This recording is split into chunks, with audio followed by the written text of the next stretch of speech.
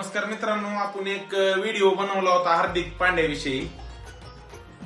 तर Shri Wazed Khan BALLB advocate यांची आपल्याला एक नोटीस आली. विषय मानहानी, बदनामी तसेच खोटे आरोप लावल्याबद्दल कायदेशीर कारवाई का करू नये तुमच्यावर, याचा खुलासा द्या.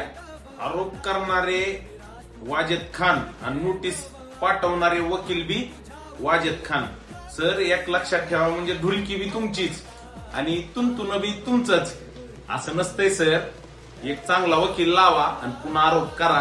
आणि असल्या पोकळ धमक्याला मी भेट नाही. मला एक कळ नाही, तुम्ही पैसे मागायला आरोप करायला लागला.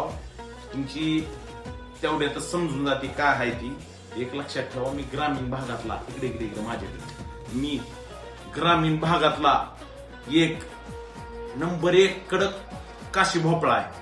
ह्याला तुम्हाला तूप, दूध, साखर टाकूनच तुम्हाला शिजवून खावा लागेल. तुम्हाला माहिती आहे का नाही काशी भोपळा? त्याला गोडच करून खावा लागतंय, त्याची भाजी नसती होत. ही लक्षात ठेवा. तुम्हाला विचार करा आणि पुढे तिथून पुढे नोटीस पाठवा. तुमचं कसं झालं माहितीये का? सब सोने की खोट बोलायचं नाही, कॉपी करायची नाही. कायद्यानं कारवाई करा. आणि मी एक लक्षात ठेवा, हार्दिक पांडे म्हणलं की आपल्या काळजाचा विषय आहे. कुठला बी खेळाडू भारताचा आपला काळजाचा विषय आहे. आपल्या पोकळ धमक्याला मी भेटणारा माणूस नाही. कायद्यानं तुम्हाला काय करायची ती करा. चला, धन्यवाद.